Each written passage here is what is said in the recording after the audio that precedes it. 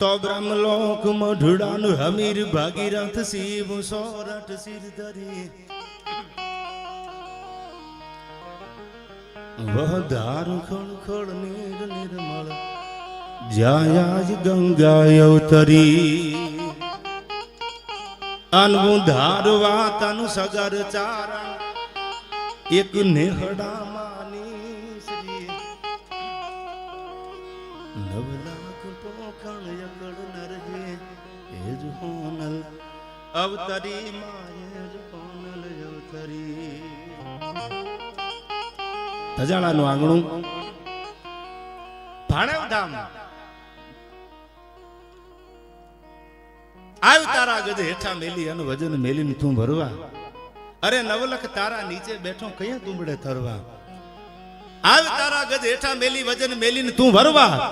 નવલખ તારા નીચે બેઠો કયા તુંબડે તરવા 14 ભવનનો નાથ આવે એક ચપટી ધૂળની પ્રીતે ભજન કરે હારે મનવા આયા તો ભજન કરે જીતે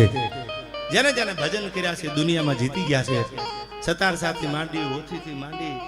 એક એક પ્રસંગો આપણે લઈ નાની વાત કરવા હમણાં કીધું એમ ધજાળાને ધામ બનાવી દીધું એવું આ ધજાળાનું પાદર જબરજસ્ત મંદિરનું જ્યાં નવનિર્માણ થાય છે એવું આ પાદર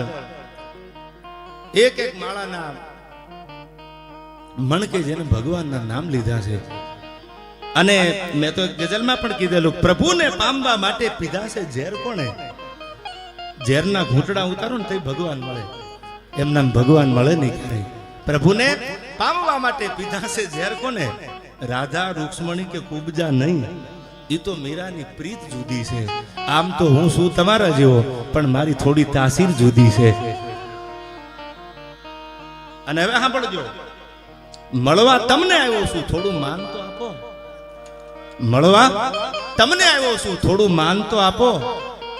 શું ભોળા હૃદયનો પણ મારી રીસાવાની રીત જુદી છે આમ તો શું તમારા જેવો દિલીપભાઈ મારી તાસીર જુદી છે યાર પ્રેમના તાતણે ભાનેવ ધામ ધજાળાનું આંગણું પૂજ્ય રામકુ બાપુ બધાયને આયા હાજરી છે કોના કોના નામ લઉં બધાય જાણીતા ચહેરા છે દિલીપભાઈ થી તો અમારો એક એવો પ્રેમનો નાતો છે આ તો ખાલી ડાયરો છે એક ને 1000 ડાયરા કરવા પડે તો એના માટે અમારી તૈયારી છે એવો દિલીપભાઈ પ્રેમાળ છે અને એ કે તમારે આવવાનું મેં કીધું આવવાનું તો હોય જ ને ઘર છે અમારું એમાં કોઈ નવાઈની વાત ન હોય હું તો અહીંયા ઓહરીમાં ભજન થતા તેજી આવતો ઘણા વર્ષો થઈ ગયા ઓસરીમાં આ મંદિર બને એ આખું ગ્રાઉન્ડ હતું પેલા રામકુ બાપુ અને ત્યાં બધું ઓડિયન્સ હોય ત્યાં હું શરૂઆત મારી 10-12 વર્ષ પહેલાની વાત કરું દિલીપભાઈ અને ત્યારે આયા ભજન થતા દર બીજના જ્યારે જ્યારે કાર્યક્રમો થતા અને ક્યાંક ને ક્યાંક એમાં ઠાકરની હાજરી હોય એવું આ પ્રગટ પીરાણું છે ત્યારે ઘણી બધી વાતો આપણે કરી અહીંથી એકાદા બે ભજનના પ્રસંગો પણ મારે કહેવા છે તમને પણ થોડી વંદના કરીને કાર્યક્રમને આગળ વધારીએ ત્યારે આવા શું કે તો નમામી સમીશાન નિર્વાણ રૂપમ અનવિભુવ્યાપક્રમ બ્રહ્મ વેદ સ્વરૂપમ એ નિજમ નિર્ગુણમ નિર્વિકલ્પમ નિરીહમ ચિદાકાશ મહાકાશ વાસમ ભજેહમ તો નિરાકાર મૂકાર મૂલમ તુરીયમ અનગિરાજ્ઞાન ભૂતિત મીસમ ગિરીશમ એકરાલમ મહાકાલ કાલમ કૃપાલમ ગુણાગાર સંસાર પારમ નતો હમ ગુણાગાર સંસાર પારમ નતો હમ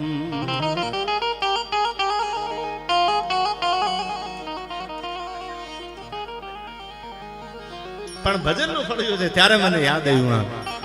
આઈ ભગત નરસિંહ જ્યાં નાચ્યો નેહમાં અનેક સંપદા પામ્યો જ્યાં સુદામો વીર ગાંધી અને દયાનંદ જન્મ્યા સતીને સંતનું છે વિસામો અન ગામ ગામે ઉભાઈ થાંભલા એ બધા વાટ જોઈ જૂધની ગામ જાપે એ ભલી ભારતી ભોમની વગો તને આવડે ધન વધન આ ગુરુદર ધરણી કન ધન હોદન સૌરાષ્ટ્ર ધરણી આ નીર ખારા જોઈ અને મરજીમાં ફેરવમાં મોહ આ નીર ખારા જોઈ અને મરજીમાં ફેરવમાં મોહ અમારા તળિયા તપાસી જો તને કુબેર કંગાળ લાગશે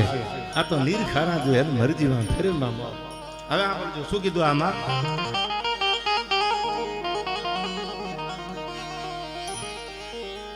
તો પ્રૌઢ સિંધુ પરે જોગતી પશ્ચિમા મધ્યમાં એશિયાની અટારી મારી હિન્દ દેવી તણી કમર પર ચમકતી દૃઢ કસી તીક્ષ્ણ જાણે કટારી આઈ પહાડ ઉન્નત મુકે કીર્ત ઉચારતી અનસરજતી જલ નિધિ જ્ઞાન સરણી ભલી ભારતી ભોમની વંદુ તન આવડે તન હોદન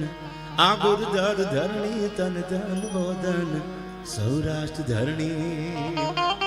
હમણાં કીધું અને આજે કહી દો આ પાંચાળની ધરતી છે આ વંકગઢ ભીમો રે પટાધર નાજીયો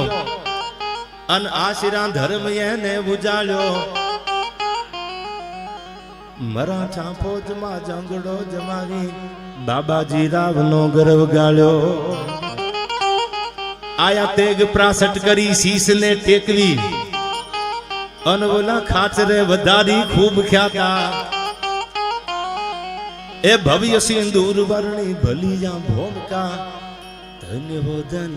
પાંચાળ ધરણી તન તન હોદન પાંચાળ ધરણી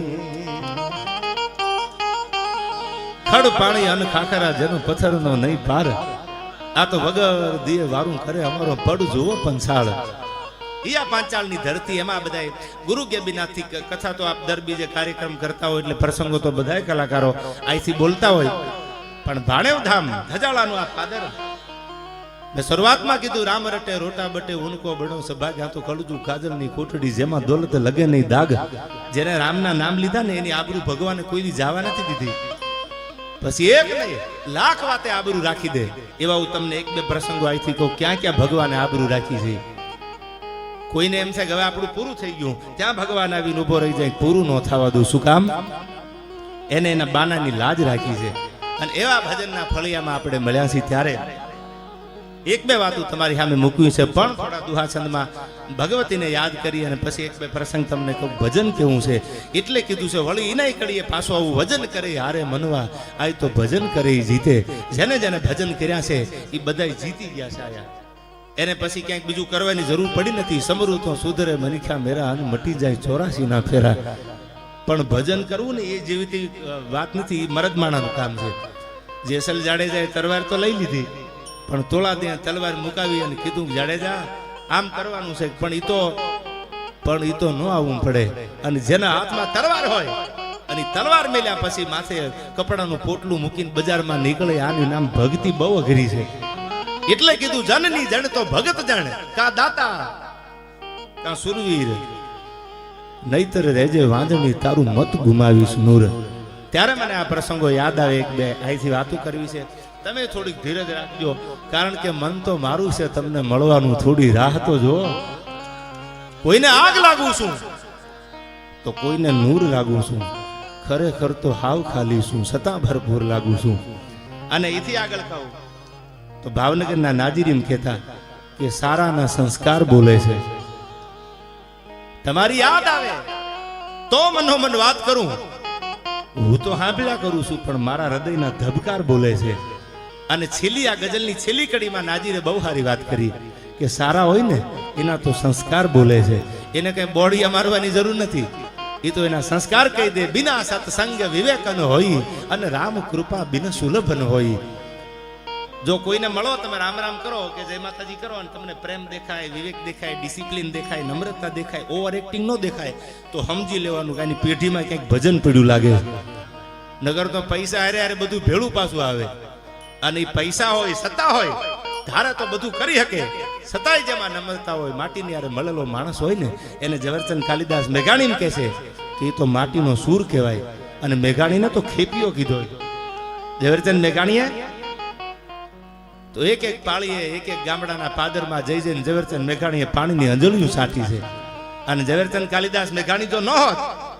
તો કાઠી દરબારોના જેટલા ઇતિહાસ છે કદાચ હું ન ભૂલતો હોઉં તો ચોપડે ન ચડ્યા હોત. આ મેઘાણીએ ખેપું મારી મારી મારી મારી અને જૂના પાદરમાં જઈ જઈ જૂના પાળિયા જગાડ્યા. અને એવી વાતો સૌરાષ્ટ્રની રસદાર સોરઠી બારવટિયા એક એક પ્રસંગો મેઘાણીએ જેના પુસ્તકોમાં આલેખા. ધરા પર મારે કોઈ દુશ્મન નથી એવો તો કાયરો અહંકાર કરતા અને મર્દ તો કર્તવ્ય સંગ્રામના પથ પર લાખ લાખ શત્રુના રગતે નીતરતા. તું રીપીહુણ હોવાની શેખી માં કર. દુનિયાનો કોઈ માણસ એમ બોલે કે મારા દુશ્મન નથી. ઝવેરચંદ મેઘાણી લખે છે રીપુ એટલે દુશ્મન, તું રીપીહુણ હોવાની શેખી માં કર. તું એમ ન કે મારે કોઈ દુશ્મન નથી. જેને પોતાના સત્યના માર્ગ ઉપર હાલવું હોય એને એક નહીં 1 લાખ દુશ્મનનો સામનો કરવો પડે. આવું ઝવેરચંદ કાલિદાસ મેઘાણી લખે છે. અને ઝીણી ઝીણી વાતોને ભેળી કરી કરી કરી કરી અને બાબા આ ઝવેરચંદ મેઘાણી ખેપિયો કીધો છે. આ ખેપિયા એક પુસ્તક લખ્યું જેનું નામ આપ્યું સૌરાષ્ટ્રની રસધાર. અને જેને સૌરાષ્ટ્રની રસધારના રહ પીધા હોય એને પછી બીજા નશા કરવાની જરૂર નથી. એનો નશો તો એવડો મોટો છે. એવી ભાતીગળ વાતો તમારી સામે કરી.